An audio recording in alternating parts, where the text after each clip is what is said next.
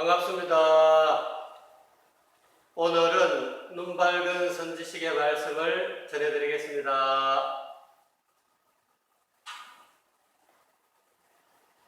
네, 여기 흑판에 적혀있는 그 선지식은 하나의 이치를 깨달은 분이죠. 깨달을 각자 항일자, 하나의 이치를 즉 도를 깨달으신 선지식의 말씀을 간단히 전해드리겠습니다.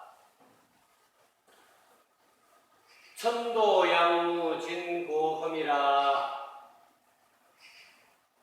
천도를 수행함에 있어서 시험이 진짜 없다면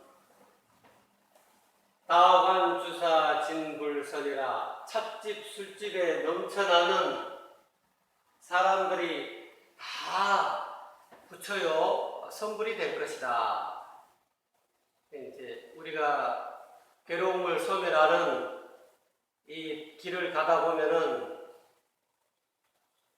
수많은 그런 시험과 난관이 있습니다.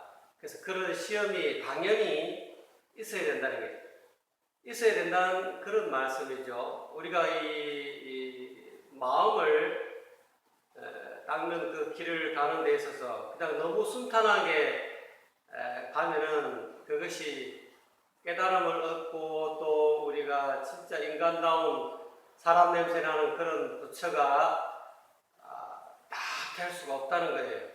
왜냐하면 사람마다 다 불성을 가지고 있고 다 부처의 성품을 지니고 있지만 실질적으로 매 순간 하루 24시간 늘 참마음을 밝힐 수는 없잖아요. 근데 욕심이 일어나고, 근데 이제 부처님은 늘 하루 24시간 내내 자기 참마음을 밝혀서 남에게 자비를 베풀고 보시를 하고 늘 그런 부처의 마음을 보리심을 쓰신다는 거예요. 그래서 이제 우리가 최종적으로 부처님이다라고 해서 존경하고 또 그렇게 이제 사람들이 수천 년 동안 받들어오고 있는 것이죠. 그래서 누구나 다 부처이지만 실질적으로 부처이지만 부처의 행동을 하지 않으면은 어떻게 보면 엄밀한 의미에서 부처라고 할 수 없죠. 부처와 같은 말을 하고 부처와 같은 행동을 하고 부처와 같은 마음을 가져야 완벽한 삼박자가 갖추어진 부처라 할 수 있다는 그런 의미에 있어서 이해하시면 됩니다. 그래서 우리가 살아가는 데 있어서 이 마음 수련의 이 길을 가는 데 있어서 이와 같이 그런 시험이 온다는 거예요. 그 시험에 여러 가지가 있지만은 이 길을 처음에 가다 보면은 어떤 사람은 생활 전선에 뛰어들면서 너무 어렵게 가는 사람도 있어요.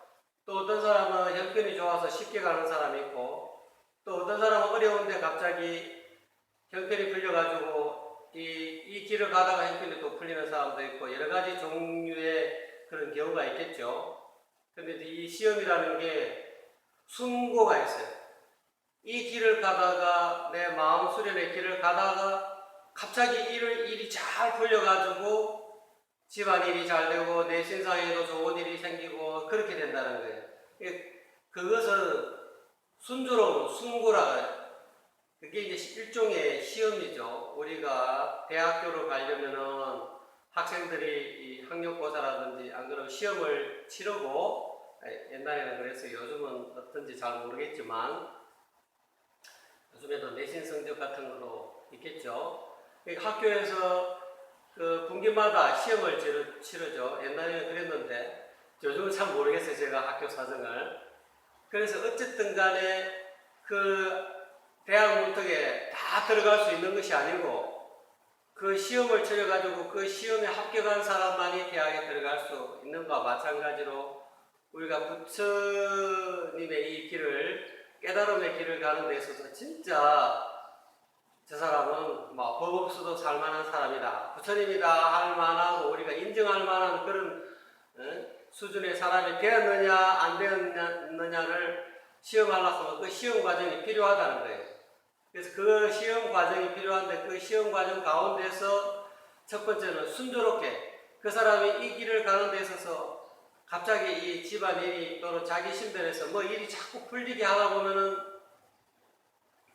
사람이 일이 잘 풀리다 보면 순조롭다 보면은 이 수행에 이렇게 게으를 수도 있고 뒷전일 수도 있어요. 왜냐하면 주변에 갑자기 내 주변에 사람들이 몰려들고 내 일이 잘 풀리다 보면은 이 마음수련의 길을 하고는 조금 거리가 먼 그 길을 갈 수 있어요. 이런 것도 일종의 시험이라는 거죠.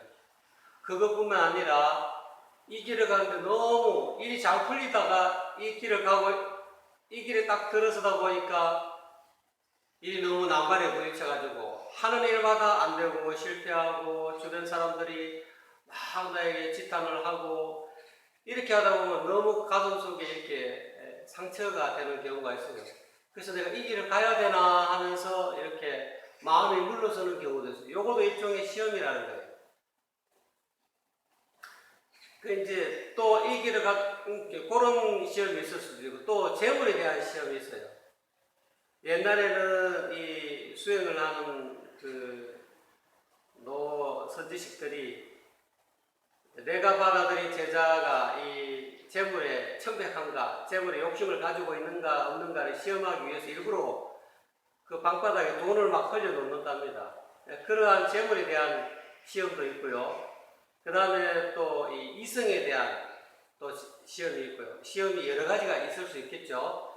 그래서 어쨌든 간에 내 마음 속에서 내가 이 길을 가는 데 있어서 뭔가 이렇게 장애가 되고 또는 마음을 거리끼게 하고 불행하게 하고 괴롭게 하는 그런 시험이 반드시 있다는 거예요.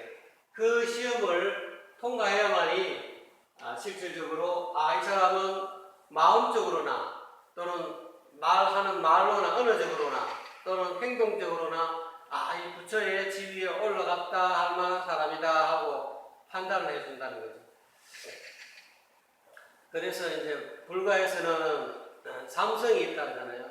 술에 성문성, 영각성, 보살성. 이거 일종의 원래는 위아래가 없는데 보통 그렇게 구분합니다. 부처님의 이치, 부처님의 소리를 들어서 그거를 깨달아서 또 그 길에 물러서지 않는 사람, 그를 성문성이라고 해요. 그 다음 영각성은 12연기의 이치를 깨달아서 이 세상 사람들이 왜 괴로움에 빠졌는가, 또 내가 이제까지 왜 수십 년간 또 이렇게 윤회하면서 이렇게 괴로움의 어떤 그런 고해 속에서 헤맸는가, 그러한 이치를 밝힌 것이 12연기법입니다. 그 12연기를 확실하게 깨달은 사람을 영각성이라 이렇게 표현합니다. 구분지어서 그렇게 표현합니다. 그 다음 보살성은 내만 이 깨달음의 길을 가는 것이 아니고 내가 이 깨달음을 얻었듯이 남들도 또한 내보다 약간 이렇게 저조한 또는 깨닫지 못한 사람들에게 내가 깨달은 바를 이렇게 전수하고 나 또한 좀 더 높은 완벽한 또는 원만한 깨달음을 위해서 나도 애를 쓰고 또 내 주변에 있는 나와 인연 있는 사람들에게 그 이치를 가르치는 사람을 보살성이다 이렇게 표현합니다. 그래서 보살성은 상구보리 하와 중생이다 그러죠. 위로는 깨달음을 구하고 아래로는 중생을 제도하는 사람을 보살이라 이렇게 이야기하죠. 이러한 세 가지 종류의 그런 레벨이라 할까요? 그 단계가 있다 그래요. 그래서 이런 것들도 이 사람은 깨달음의 수준이 성무성에 속하는구나. 이 사람은 영각성에 속하는구나. 이 사람은 자기만 깨닫는 게 아니라 주변에 있는 모든 괴로움에 빠진 사람들을 싸움보다 건지는 보살성의 위치에 가 있구나 하는 그런 쉽게 말하자면 등급 아닌 등급을 이렇게 매긴다는 거죠. 그래서 사람이 수행을 해가지고 그 시험에 통과하면은 이와 같이 그런 자기를 보통 거기 합당한 사람, 저 사람은 보살 정도다. 또 어떤 사람은 경지가 어마어마하게 높으면은 저 사람은 부처님의 수준이다. 그래서 이거를 이제 다른 말로 후품연대라 그래서 9가지 품계가 있다. 상중하가 있는데 상에도 상중하가 있고 중에도 상중하가 있고 하에도 상중하가 있다는, 그래서 부품이다 이렇게 이야기합니다. 하의 상품, 하의 중품, 하의 하품, 중의 상품, 중의 중품, 중의 하품, 상의 상품, 상의 중품, 상의 하품, 이렇게 해서 부품이라 그러죠. 그 사람의 그 수행하는 그런 그 레벨에 따라서 그런 품계가 정해진다는 거죠.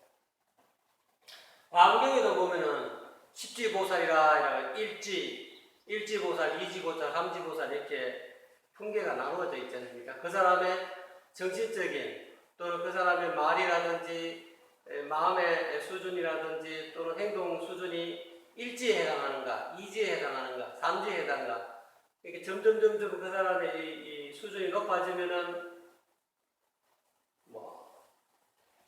구지보살, 십지보살까지 최고 높은 수준에 까지 간다는 거죠. 그 다음 구절을 볼까요? 호여삼교 정도통. 그러니까 삼교의 도리를 잘 깨쳐서 그 부처님의 또는 그 유불선이라고 하죠. 유교의 그런 성현의 맥, 그 다음에 불가의 그런 서가모니 이후에 그 부처님의 정법을 계속 전등이라고 하죠. 그래서 부처님의 보면 경덕 전등록 또는 전등록 해가지고 저번에 한번 제가 소개해드렸죠. 그래서 이 부처님의 해명을 읽는 그런 불가의 맥, 그 다음에 도교, 유불선, 노자, 장자의 그 도덕에 관한 그런 계통, 그런 이 계맥이 계속 이어졌는가, 누가 누구에게 이어졌는가를 잘 밝혀야 된다는 거예요. 노자님은 나중에 그 도통을 중간에 이제 함곡간을 지나가면서 유미에게 그 도덕경을 이렇게 설해줬지만은 그 이후에도 그 노자의 뜻을 개성하는 사람이 보통 우리가 장자라 하지 않습니까? 그러니까 노자의 이 도통맥이 누구에게 전수되어 왔는가, 또 공자님은 공자님, 그 다음에 정자, 자사 이렇게 도통맥이 이렇게 이어왔지 않습니까? 공자님도 물론 제자 가운데 자공도 있었고, 자로도 있었고, 그 다음에 안회 또는 안면도 있었고, 안자도 있었고 했지 않습니까? 그렇게 이제 공자님도 제자들에게 그 성리신법을 전수했지 않습니까? 그 성리신법의 그 계보를 우리가 잘 연구해볼 필요가 있다는 거고, 서가모니 부처님이 그 정법안장 열반묘식을 가섭존자에게 전했지 않습니까? 그러니까 우리가 영화미소라고 한 번은 부처님이 제자들에게 법문을 하기 전에 이렇게 연꽃을 이렇게 딱 드니까 수많은 제자 가운데 제자들이 부처님이 왜 오늘 연꽃을 드실까 하고 의아하게 이렇게 눈 동그랗게 쳐다보고 있는데 가슴만 미소를 지었다는 거예요. 이게 부처님이 그래서 나중에는 바다 탑전에서도 분반자하고 삼처전심한다 했잖아요. 그래서 서가모니 부처님의 이 바른 정법이 가섭에게 전수되었다. 가섭은 아난에게, 아난은 상남하소에게, 이런 도통의 어떤 계보가 있어요. 그런 계보를 잘 이렇게 연구해가지고 이 도통 계보가 누구에게 전수되었고, 과연 그 도통맥을 이은 사람은 어떠한 깨달음을 가지고 어떠한 심리 상태에 있고 어떤 식으로 수행의 길을 제대로 했을까, 그거를 잘 정리해서 연구해볼 필요가 있다는 거예요. 그래야만이 이 바르게 깨달은 사람은 눈밝은 선지식은 이러한 길을 갔구나, 이러한 마음 상태가 되었구나, 이러한 말들을 하였구나, 이것을 깨쳐야 된다는 거예요. 그 다음에 호여 호무 쇠진원이라. 그래서 무아의 도리를, 허라는 것은 허공, 공, 반야신경의 공의 도리를 이야기하고, 오는 공하다, 텅 비었다. 이 텅 빈 공의 도리를 잘 깨쳐서, 또 무아의 도리, 제법이 실체가 없다, 제법이 알맹이가 없다, 뿌리가 없다. 알고 보면은 모든 법은 전번에도 말씀드렸지만은 이 소리와 같이 뿌리가 없다. 소리가 나오긴 나왔는데 어디서 나왔는지 나온 뿌리가 없다. 그것을 무아다 이렇게 표현합니다. 그러니까 그러한 도리를 잘 깨쳐서 세상에서 맺은 원한을 전부 다 벗어나라는 거예요. 깨끗이 씻어서 마음에서 씻어내야 된다. 왜냐하면 우리가 내가 있다 하는 그런 어떤 착각에 빠지면은 내라는 존재가 오온이 세고온, 상온, 수온, 색수상행식이라고 그러죠. 이 오온이 있다, 변하지 않는 동일성을 가진 어떤 오온이 존재한다는 그런 그 마음의 그 집착에 빠지다 보면은 내 몸이 원래 실체가 없는데 내 몸이 있다라는 생각에 빠지고 내 감정이라든지 내 생각이라든지 내 의지 또는 내 분별 또는 내 인식 이것이 있다라는 그런 어떤 그 인식에 집착에 빠지다 보면은 원한이 생긴다는 거예요. 왜냐하면 세상을 살아가면서 내 몸에 대해서 위해를 가는 사람이 있고 나 몸을 가지고 저 뚱땡이 또는 아유 못생겼어 이러면은 이 몸을 나라고 생각하는 그 생각에 빠져 있는 사람은 저 사람이 나를 욕을 했어? 하고 삼독심이 생긴다는 거예요. 왜냐하면 성내는 마음도 생기고 또 여러 가지 어리석은 사견이 생겨서 그 사람에게 보복도 할 수 있고 그러지 않습니까?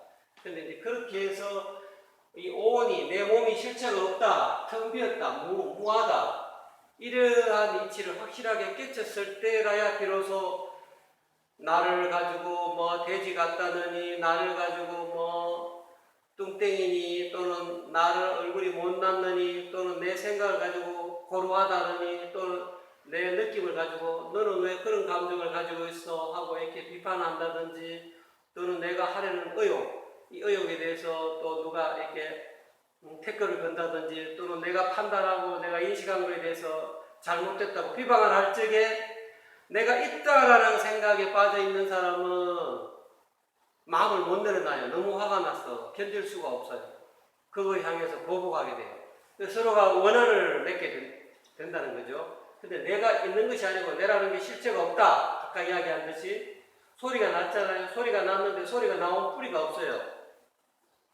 전번에 말씀드렸듯이 이 소리가 났죠. 이 소리의 뿌리가 오른손에 있는 것도 아니고 왼손에 있는 것도 아니고 이 허공에 있는 것도 아니에요. 그렇다고 이렇게 붙었다고 소리가 나는 건 아니지 않습니까?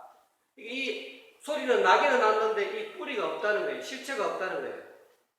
이러한 이치를 확실히 깨달았을 때 무하다, 공이다 하는 이치를 깨달았을 때 이 세상 사람들이 또는 내 옷깃을 스쳐 지나가는 수많은 중생들과 내하고 있었던 모든 그런 어떤 사건에 대해서 내가 원한심이 없어요. 내가 없는데 뭘. 내라는 게 있으면 화도 나고 성질도 나고 보복해야 되고 이런 마음이 일어나지만 내가 없는데 뭘.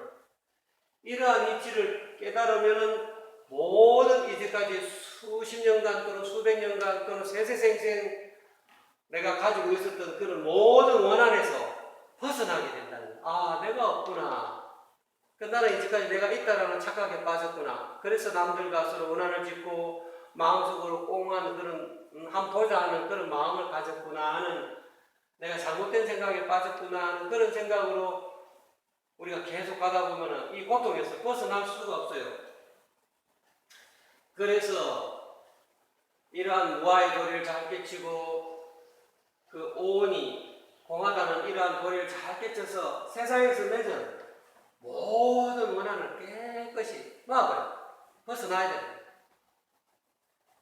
야유탐명 그 도리라. 근데 이 수행을 하다 보면은 그 수행하는 중에 이 명예에 집착하는 사람도 있어요. 내가 총무원장 한번 자리에 올라가 봐야지.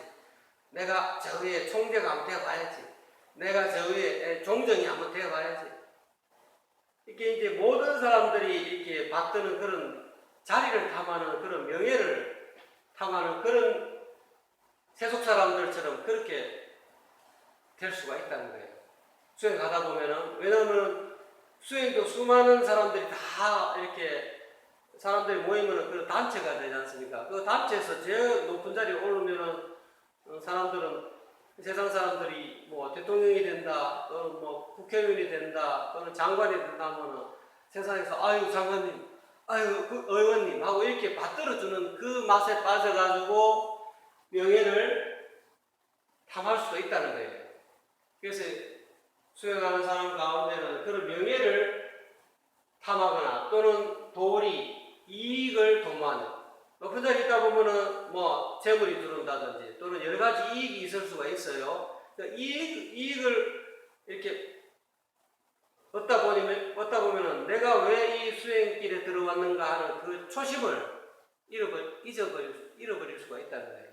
이 초심을 잃어버린 사람도 있다는 거예요. 수행하는 도중에. 도반 중에는 다 그런 게 아니고 하다 보면은 그런 맛에 빠질 수가 있다는 거예요.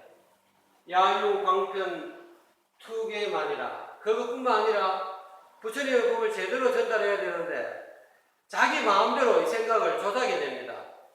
부처님 법은 부처님 깨달은 사람, 눈 밝은 선지식이 깨달은 경지에도 나 똑같이 수행해서 그 경지에 가서 그 내 앞서 깨달은 그 선지식의 말씀을 이와 같이 제대로 이야기를 해줘야 되는데 자기는 그 근저도 가지 못했는데 자기 생각만 이야기한다. 그 남을 속이는 거예요.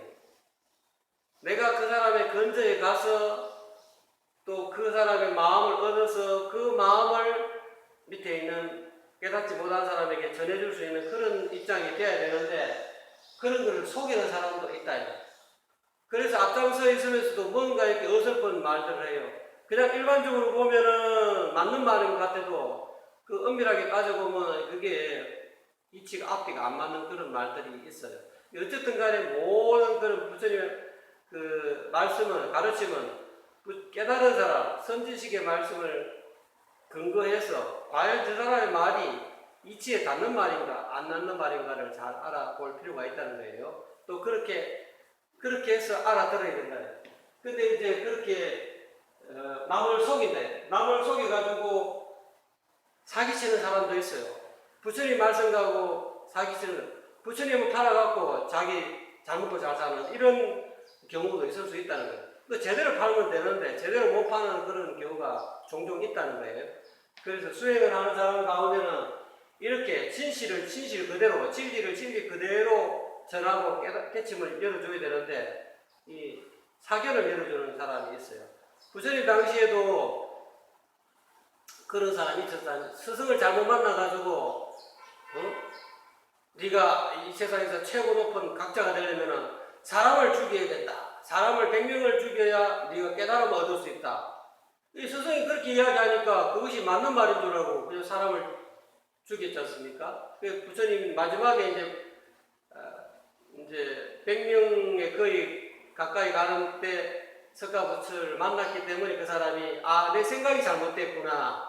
이 사람을 죽여서는 깨침을 얻을 수가 없구나 하는 것을 깨닫고 나중에 그 칼을 내려놓고 석가부처님의 제자가 됐다는 그런 일화도 있지 않습니까? 이게 생각이, 그러니까 이 사람이 누구한테 이 가르침을 얻느냐, 제대로 된 사견을 벗어나서 정견을 가질 수 있는 그런 사람을 만나서 스승으로 삼아야 된다는 거예요.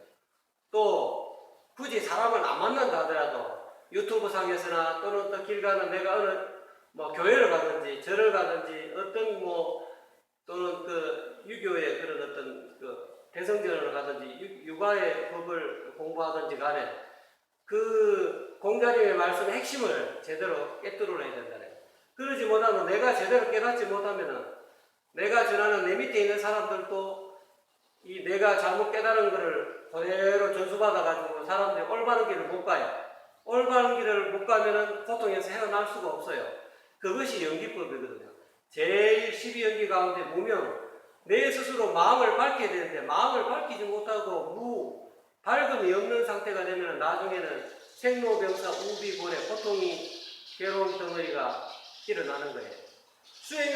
수행의 길을 가면 괴로움에서 벗어나야 되는데 자꾸 괴로움이 내게 찾아와요. 왜? 내가 생각이 바르지 못하기 때문에, 다른 견해를 가지지 못했기 때문에 그러한 괴로움이 생긴다라는 거죠. 그 다음에 선기, 선노, 성교도라. 그렇지만 수행하는 가운데서 진짜 착한 사람은, 진짜 선량한 양심의 길을 가는 사람은 나중에는 큰 깨달음을 이루게 된다. 성불하게 된다. 성도하게 된다. 그렇지만 그 가는 사람 중, 수행 가는 사람 중에 다 그런 거 아닌데 가다가 순간적으로 이렇게 아차 자기만을 위하는 마음에 사로잡혀가지고 악한 길을 가요. 내 이권만 챙기고 내 명예만 생각하는 그 길을 가다 보면은 어떻게 되냐면 다음 생에 그런 윤회의 육도 윤회의 수레바퀴에서 못 벗어나요. 다음 생에 또 고통을 또 받고 또 사람 몸을 받으면 괜찮은데 내가 선행이 악행이 선행보다 더 많고 지대하면은 그 인도 환생이 안 돼요. 사람의 몸을 받을 수가 없어요. 사람 몸을 받을 수 있다는 것은 선행이 선한 행동이 또는 내가 적선 행동이 남을 위해서 내가 보시한 행동이 악한 행동보다 더 많고 절반 이상 많아져야만이 그로 인해서 인도 환생할 수 있는 가능성이 많은 것이지 악행이 더 많으면 사막도에 떨어지잖아요. 지옥 악이 축생 그러잖아요. 그걸 사막도라고 그러죠. 천인압수라는 삼선도라고 그러잖아요. 그러니까 내가 악한 마음을 먹고 악한 길을 걸어가면은 결국은 육도 윤회의 사막도에 떨어지게 된다는 거예요. 생사고의 그 신년에 추락한다. 약시금박 연근천이라 근기가 내 마음의 근기가 얕고 수도의 연분마저 두텁지 못하면 내가 항상 수행하면서 남에게 이 공과 덕을 쌓을 수 있어야 돼요.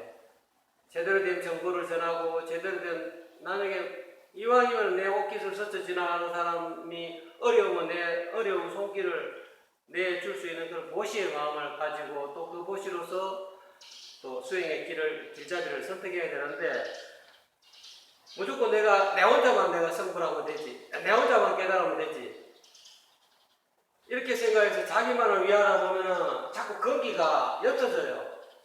우리가 이 농사지 작물을 키우다 보면 처음에 그 씨를 뿌리지 않습니까? 씨를 뿌릴 때 그게 자갈밭에 뿌리면은 그게 밑에 양분이었기 때문에 그 씨앗이 제대로 자라겠어요? 안 자라죠. 또 돌이 흙이 있지만 그런 성분이 없고 돌 많은 그런 땅이지만 딱딱한 땅에 뿌리다 보면은 그게 싹이 얼마 자라지 않다가 이렇게 말라 죽어요. 이제 땅이 비옥하고 흙도 보슬보슬한데 씨를 딱 뿌려가지고 점점 크게 자라면은 또 옆에 있는 추비를 주고 추가 비료를 주고 해가지고 해야 큰 열매가 맺히듯이 사람이 수행하다 보면은 내가 공과 덕을 쌓아야 된다. 그래서 이런 말씀 있잖아요. 내가 부처를 이루고 높은 그런 경지를 이루려면은 3,000공과 800과를 갖추어야 된다. 공이 내가 남에게 보시한 그 공이 3,000공이나 돼야 되고 또는 내가 이 마음의 이 수련에서 마음의 경지가 800과 과유가 그만큼 내가 과유가 어느 정도 차야 비로소 이 사람은 선불에 합당하구나. 이 사람은 성문성에 합당하구나. 구품연대 가운데 하품이구나. 이 사람 중품의 지위에 올라갔구나. 이 사람 상품에 해당되구나 하고 될 수 있는데 수도하면서 자꾸 나쁜 행동을 하고 자기만을 위하는 마음이 자꾸 빠지다 보면은 그거는 연분을 자꾸 이 작물이 자라려면 비료를 주고 이렇게 흙을 북돋아야 되는데 그 흙을 자꾸 없애는 것과 같아요.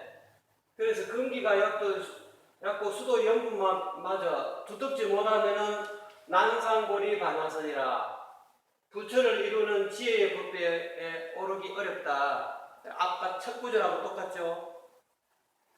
그런 고음이 시험에 왔을 때 그런 말이죠. 12시에 성도할 건데 11시에 떨어진다. 사시에 오시성도의 사시 낙방이라 조금만 있으면 1시간만 지나가면 조금 더 열심히 하면은 높은 지위에 올라갈 것인데 사시에 떨어진다. 그런 말씀도 있어요. 그러니까 그렇게 돼서는 안 된다는 거죠. 그러니까 어쨌든 간에 자기가 자기 어떤 공과 덕을 쌓을 수 있어야 된다. 1일 1선 하루에 착한 일을 하루에 내가 매일같이 헛되게 보내면 안 되고요. 오늘 하루 나는 하나의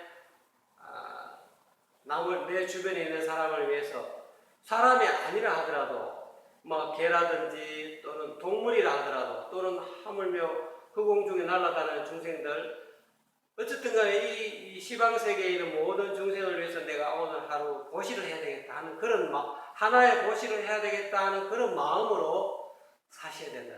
또 그렇게 실천하고 그렇게 해야만이 모든 고통에서 벗어나서 내 주변에 있는 모든 사람들도 나를 보고 내 주변에 모여들 수 있다는 거예요. 내가 고통에 벗어나면은 내 주위에 있는 사람들도 편안해져요. 내가 마음이 편안하면 내 주위에 있는 사람들이 편안하듯이 여러분들도 그런 삶을 사시길 기원합니다.